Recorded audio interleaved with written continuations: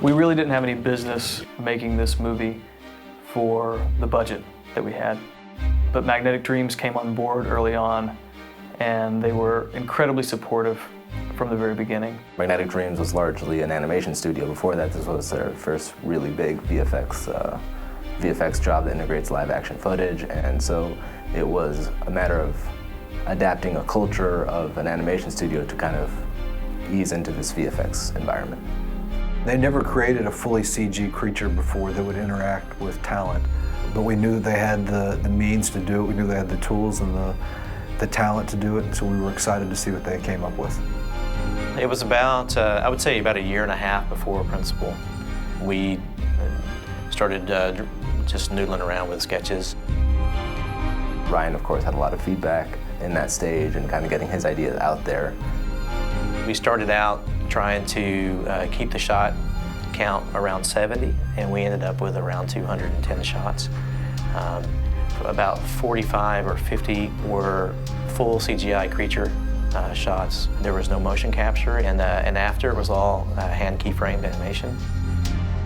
I don't think either of us really understood what we were taking on.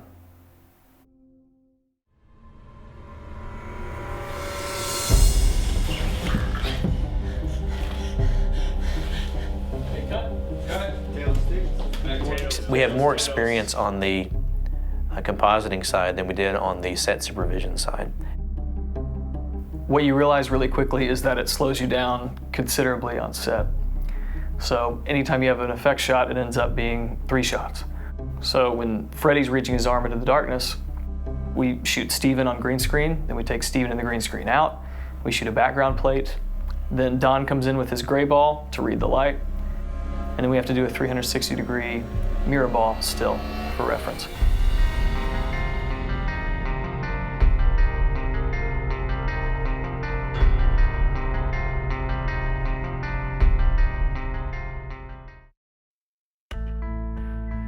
A lot of times when you think about visual effects, you think about the T-Rex in Jurassic Park or Gollum in The Lord of the Rings, and you don't think about all the small, tedious things that are visual effects. For the establishing shots of the town after Anna wakes up, we had to have empty streets. We had to give the appearance that this town is truly deserted. It was next to impossible to find a time when there was no traffic, there were no pedestrians on the street. So we did our best, but Magnetic had to come in and use basically little pieces of a shot here and there to give the appearance that the town was deserted. Those shots are sprinkled throughout the entire film.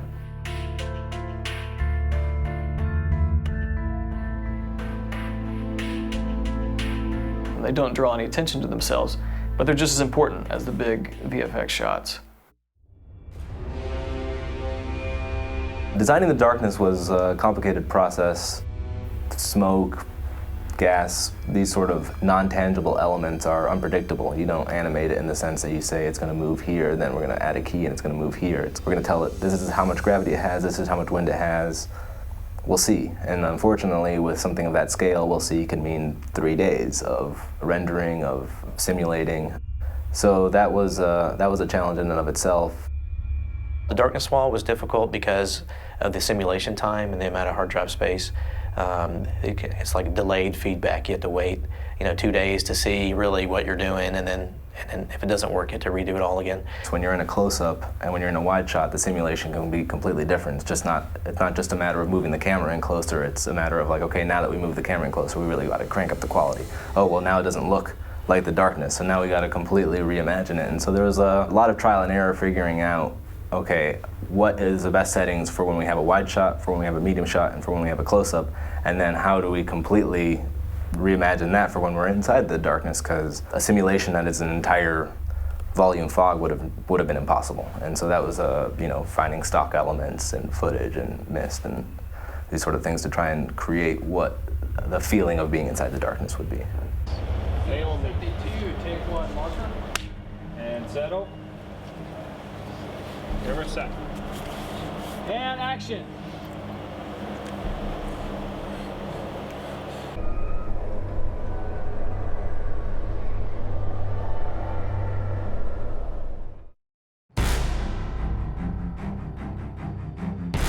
And In one of the earlier drafts of the script, they were chased by multiple creatures.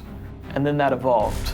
Somewhere along the line, we thought, maybe this thing that's after them is a manifestation of something from her play that she wrote as a kid. Then I began to think more in terms of mythology, and I thought of Grendel from Beowulf.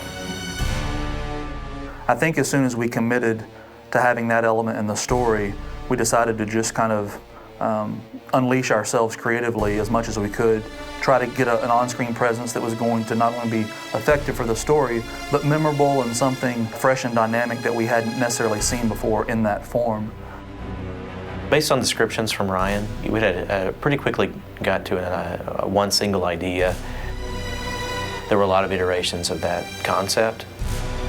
That really began to develop and explore not only various designs, but even just the physical attributes of the Guardian. How does the creature move, its weight, its proportions. Over time, we began chipping away at it until we arrived at the final design. I would say the hardest thing was integrating the Guardian with the live actors. We had a very limited space. Almost everything was on location, not on green screen, where the Guardian was going to be interacting with the actors. And that made it difficult because we had to think on our feet pretty quickly. And a lot of the plans that we had kind of went out the window in real time as we were shooting. There was an extensive fight scene at the end. We've got our female heroine who is essentially having a standoff with this creature that is totally CG. Here we don't have motion capture, we don't have these tools that are available, and so we had to figure out a way to make that scene feel like there's a real creature in the room with a real actress and that they're interacting and touching. We had a stand-in actor play the Guardian. It let the actress have contact and physical manipulation, but it also required us to completely then remove the human actor and replace the Guardian on top and then paint whatever areas of the frame there was overlap, an elbow poking out. We thought it would be easy enough to just animate this creature over the stand-in that we had in the frame. But as they began to work on it, the scale just didn't seem to work. Something was off. And so we had to make him a bit smaller than we had planned in the beginning. Well, that proved to be incredibly difficult because then you have this creature that you're dropping in on top of the footage and it doesn't match up. So they had to do a lot of paint out around the edges. We were in post for 6 or 7 months before we ever saw a frame of him moving. By the time we actually saw him on screen, we were blown away. This was incredibly ambitious. To my knowledge, not very many people have attempted this before. We proved that a small shop with just a few people and very few production dollars could generate, in this time that we're living in, the kind of effects that we created. With the budget we were given to do the special effects on after, I don't think there's a comparable film in terms of number of shots and magnitude of effects.